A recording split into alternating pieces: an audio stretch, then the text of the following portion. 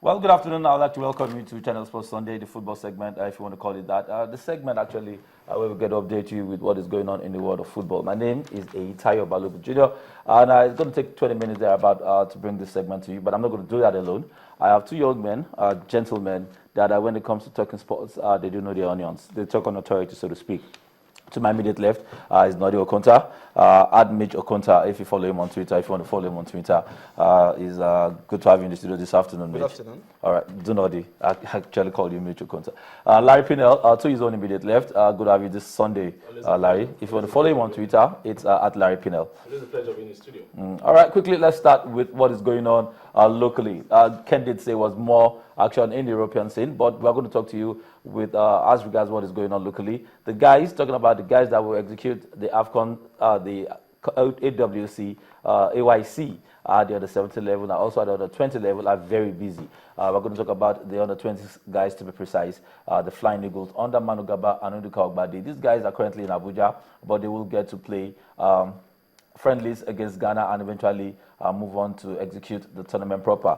Guys, these guys are busy. I mean, the AFCON tournament, the tournaments will start in a few weeks' time, talking about under 17 and also the under 20. We saw them play at the Super-6, and you were impressed with the way they played. Larry, Noddy, before we saw the finals, I mean, we were in the studio before we played. We saw the final they played between the under 20 and the under 23. These guys are fantastic. They look good. They look ready to take on the world. I'm going to start with you, Larry.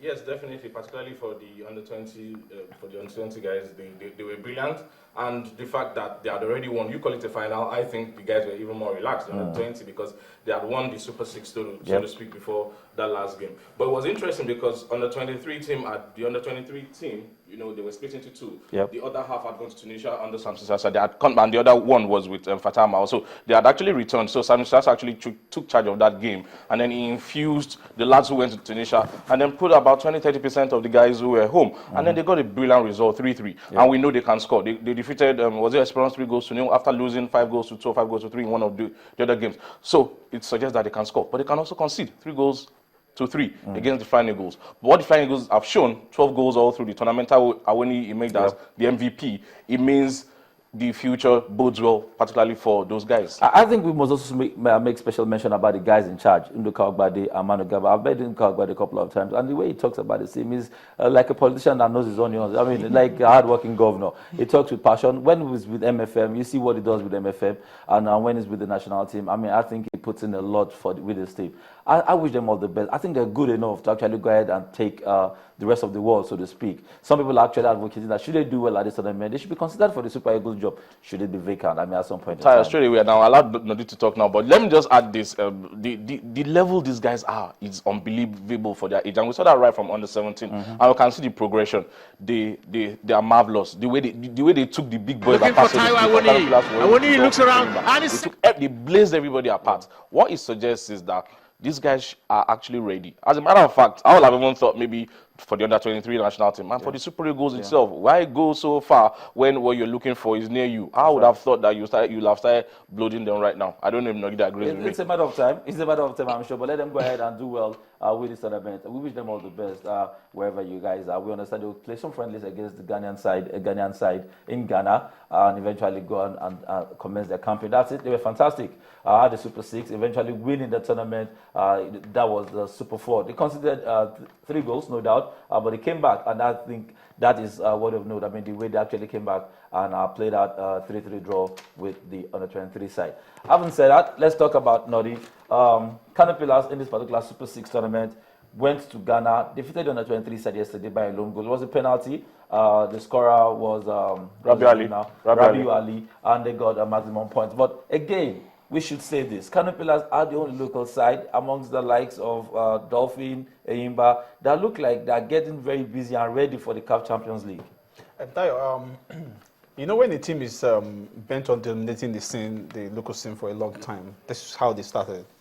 At the end of last season, they uploaded 9 players. They brought in 7 players. And the 7 players were those positions they felt were problematic last season for Caterpillar. They were able to add a player. They got the top midfielder from Aqua United. They got to Biozo, it's a striker from Rangers International. They got these 2 central defenders from Ekenemi, Ruben Ogbunaya and to a Jordan, this Cameroonian, to central defender. But remember, they kept the bulk of their main squad intact. Gambo Mama did not leave. Rabi Ali did not leave. Adamu Azar did not leave. Abdulrahman did not leave. Zika Mba did not leave. Afelokai has been there. So you could see Mustafa Musa is still there. So when you look at a team like that, you will know these people are bent on sustaining the momentum till the end of the season. So that's how they prepare as a team.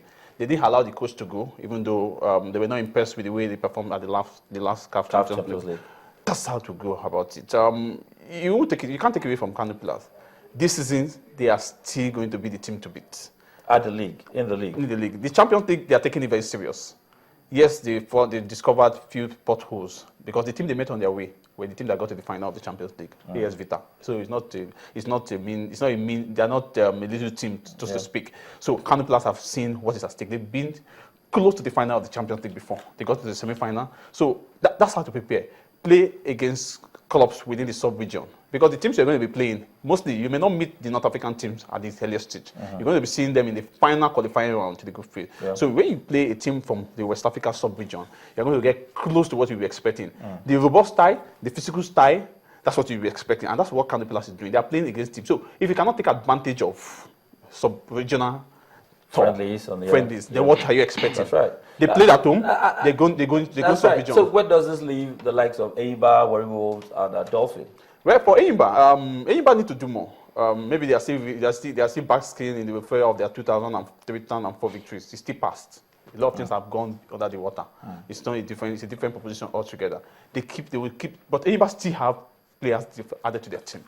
But the fact is that Enyimba must go the way of Pillars. Try to get friendlies in Benin Republic, get friendlies in Cameroon, get friendlies in Côte d'Ivoire, in Guinea. Go to those countries. They have better clubs. In Côte d'Ivoire, they have better clubs. If they are Nasec Mimosa or Estella or African Sport, they are good side. They can give you a run for your money. So Enyimba should take advantage of that. If you don't want to play friendly games on the West African sub-region, look at competitions. There are individuals organizing pre-seasons in Nigeria. Take advantage of that. The Super-6 is not just enough for you to prepare. The league is going to start on the 7th. Who knows the league will start on the 7th? Now there were shifted elections. So that itself is still going to be in question. When are you going to start? You're going to be playing the continental competition. You must have played 3 rounds before you start the league. If the elections will hold that period, or the league will start before the election, I don't know how that will pan out. So they must take advantage of that. Warri Wolves must do the same. But for Dolphins, I pity Dolphins. The way they went for that tournament in Abuja, they went unprepared. Yes. They went unprepared. But the CAF Competition Cup is not a tip. It's a different. The team they are playing from Equatorial Guinea has 3 players. In this Equatorial Guinea squad had the Nations Cup, 3 players. Okay. Yeah, Dipsy, you have anything to add? For me, Warri Wolves also doing a little bit well in the transfer market. They added, what's his name, Daniel Akpeyi from Atlanta, the goalkeeper. So you can say they have two very good goalkeepers now. And those 2 goalkeepers, Mutaid Oda and Akpeyi, on the verge of various national teams.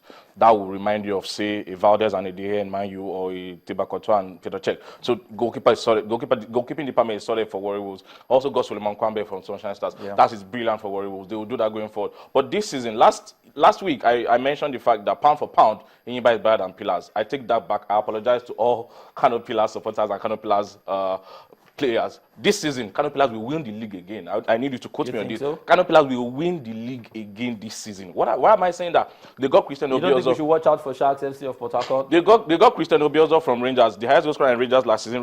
Obiozo is now playing in front of Rabiu Ali, and the partnership he formed with Gambo Mohamed in Ghana. I mean, they scored in the 2-2 game. Both of them scored. Let me help you now. It's not just those 3 players. There's a certain Adamu Hassan who was Kano Pillars top scorer last season.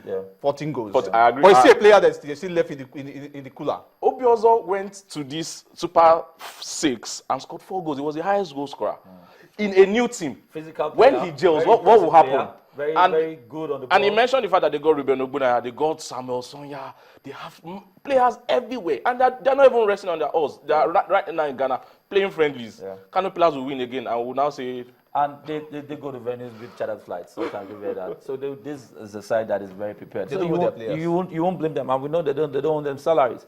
Nobody's going to blame you if you actually go ahead and tip Kano Pillars. However, we try to encourage Dolphin in these words that they should actually make sure they quickly cross the T's and dot the I as they prepare for the CAF Champions League.